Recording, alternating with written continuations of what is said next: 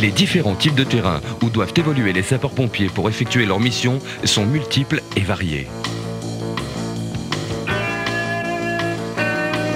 L'apport rapide en eau, matériel et personnel sont capitaux pour réussir ces interventions. C'est pour cela que les services incendies et de secours se dotent d'un matériel roulant performant, dont la conduite ne conçoit pas l'à peu près. Le VLTT, véhicule léger tout-terrain. Les CCF 2000.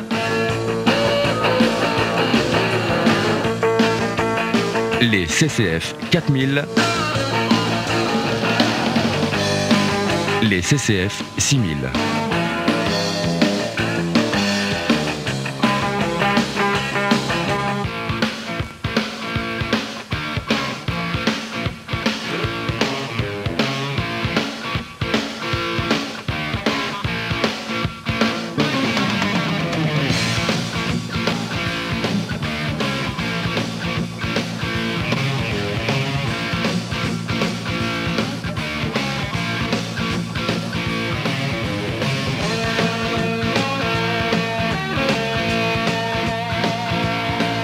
De par leur conception esthétique et la structure de leurs pneus, la vitesse sur route est limitée à 80 km/h environ.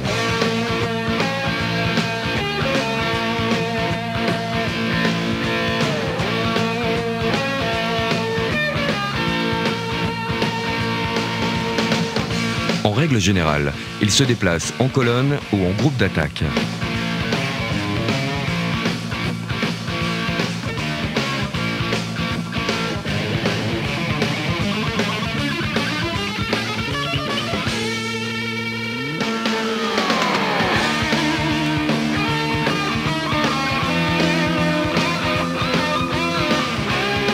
La marche en convoi nécessite une distance de sécurité entre véhicules qui est 2 fois la vitesse.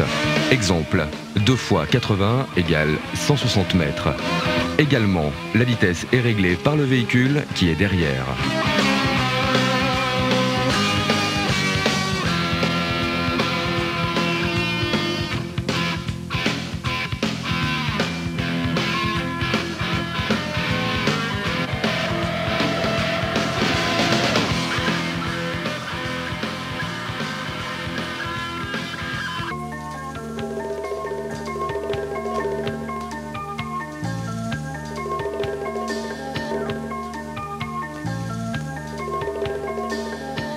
S'arrêter, c'est pour fermer rétroviseur, vitres, ventilation.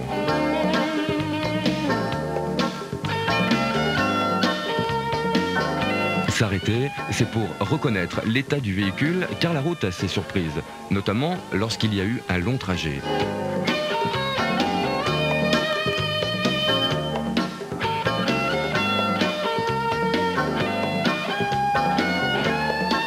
Prévoir une piste aller et une piste retour, ainsi qu'un balisage, surtout la nuit.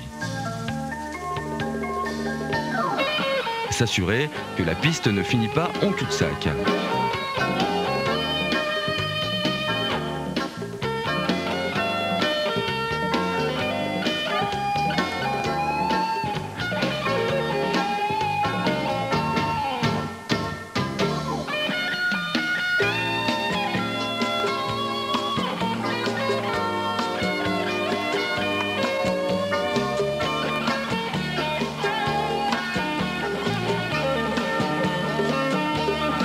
Repérer et mémoriser les commandes hors route, grande vitesse et petite vitesse, blocage de différentiel, boîte de transfert ou interpont. Blocage de différentiel du pont avant, blocage de différentiel du pont arrière. On évolue en hors route, toujours en PV.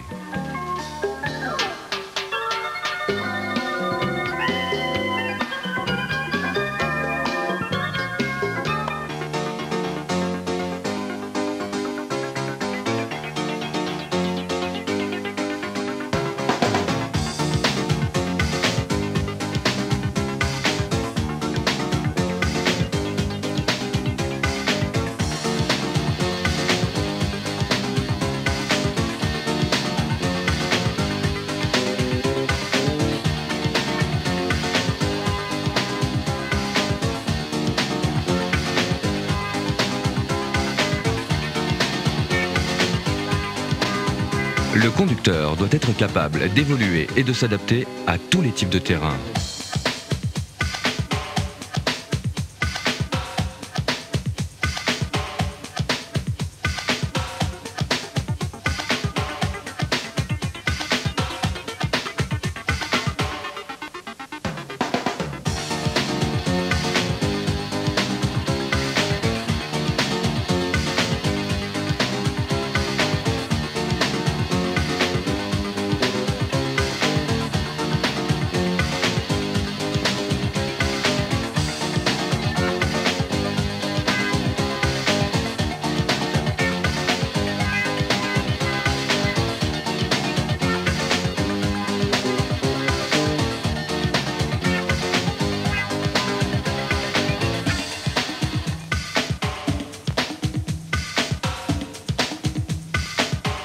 Le passage des marches se fait lentement,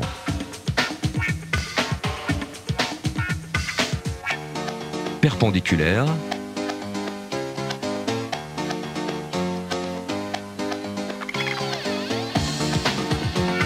tous les différentiels bloqués.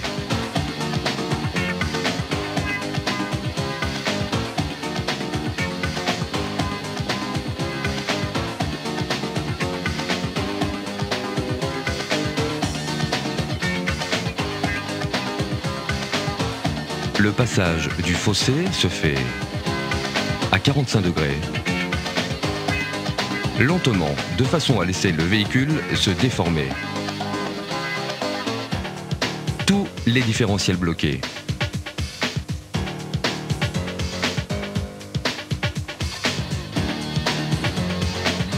Le passage à gué est à éviter, mais si cela est indispensable, veuillez que l'eau ne dépasse pas le 3/4 des roues.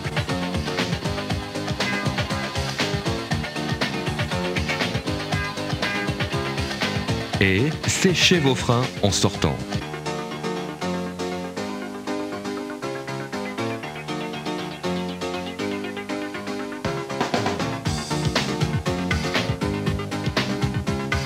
La pente à 100% représente 45 degrés.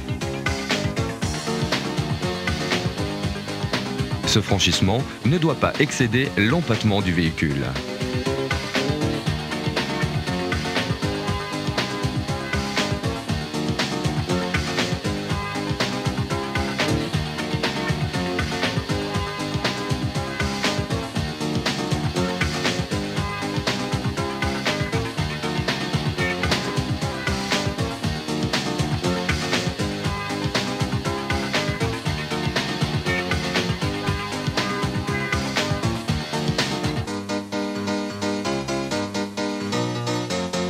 Le dévers, une inclinaison de 30% n'a rien de spectaculaire.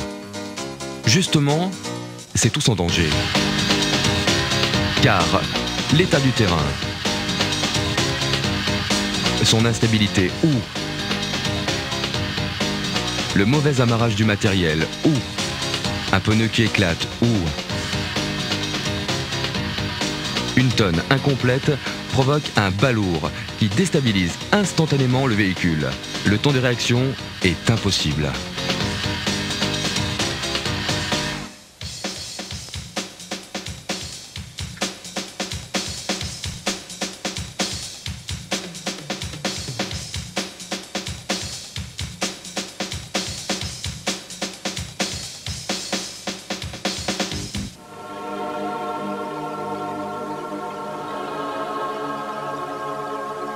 La pente, c'est l'élévation du terrain face au véhicule.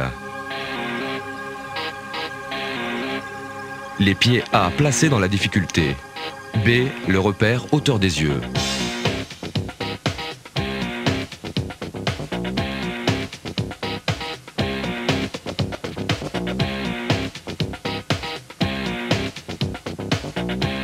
Le dévers est une inclinaison à droite ou à gauche du terrain. L'endroit A où passera la roue aval. B, le repère au primi-cuisse.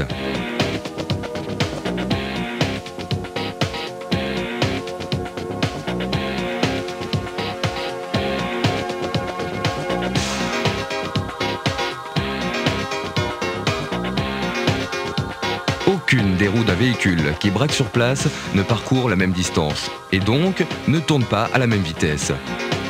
Bloquer cette différence et le véhicule ne peut aller que tout droit. C'est une répartition mécanique.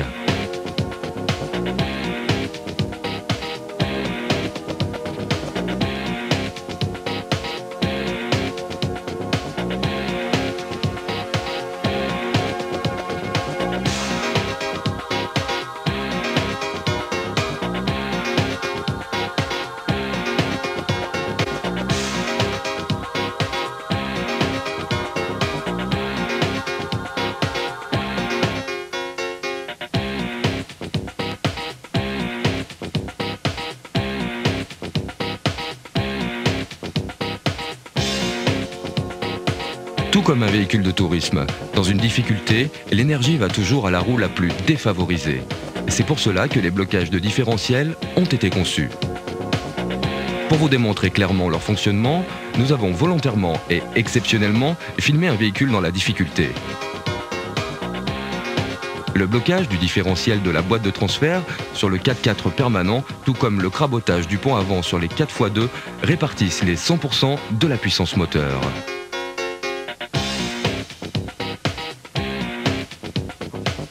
50% sur le pont arrière et 50% sur le pont avant, tout ce qui est différentiel se passe en roulant.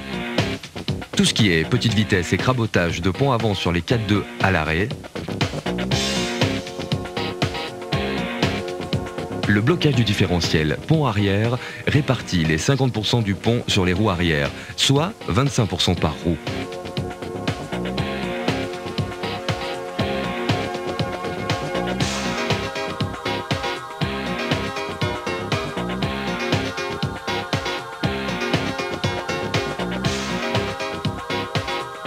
Le blocage du différentiel du pont avant répartit 50 autres % sur les roues avant, soit 25% par roue.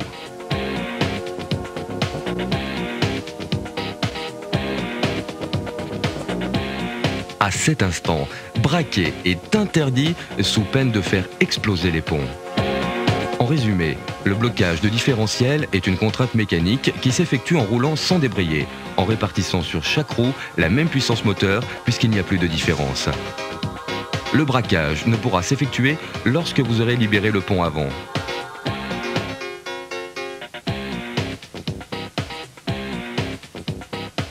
Le pont arrière et que les témoins seront éteints.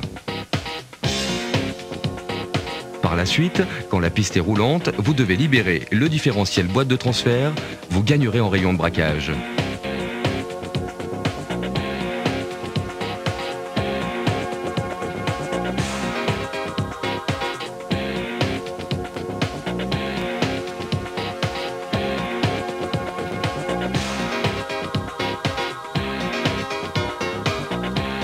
Mais restez en petite vitesse.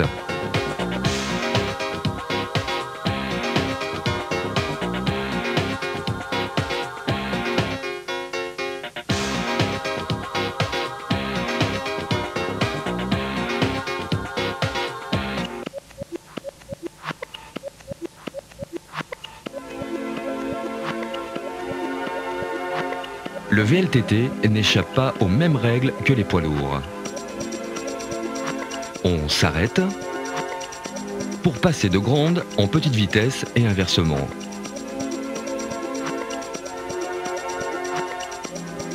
Les blocages de différentiel s'effectuent toujours en roulant avant l'obstacle.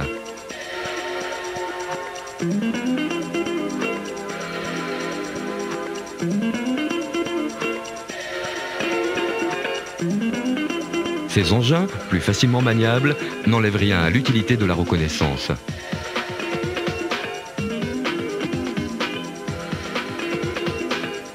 Du point est fait, du bon régime moteur et de l'utilisation dans les mêmes conditions que les poids lourds des blocages de différents ponts arrière.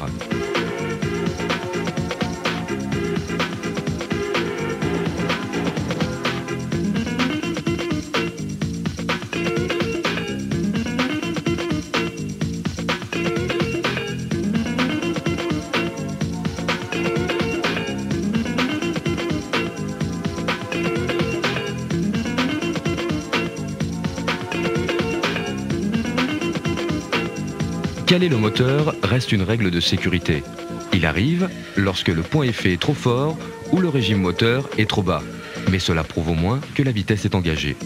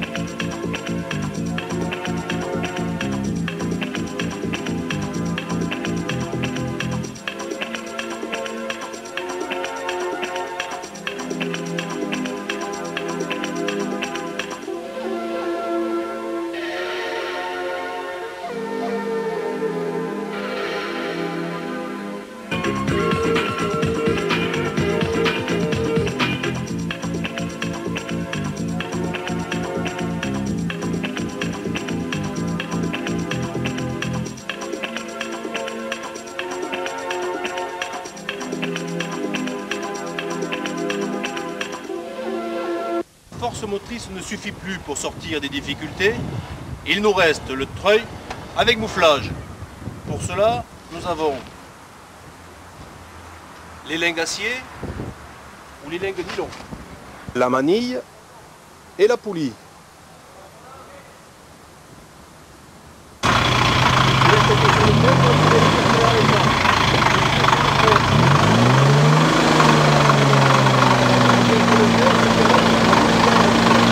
Et l'élément parfois indispensable à la progression, la tronçonneuse. N'oubliez pas vos gants. Les responsabilités. Le guideur à la charge. Du gabarit.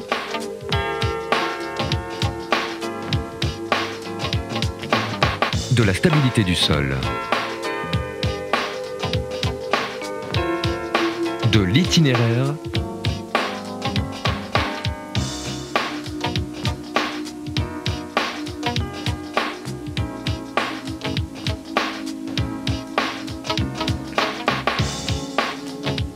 De l'estimation des pentes et des verres.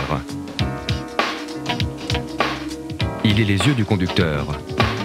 Le binôme guideur-conducteur doit être homogène, avec des gestes précis de part et d'autre. Au moindre doute, la manœuvre s'arrête avant l'obstacle afin de se concerter.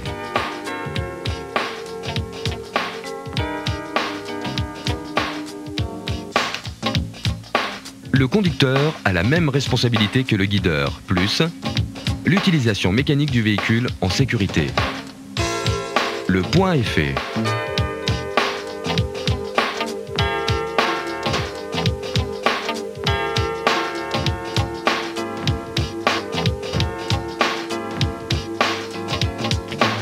Le ralentisseur.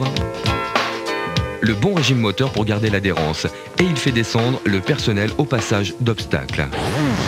Les théories de base présentées dans ce film s'appliquent aux véhicules sapeurs-pompiers.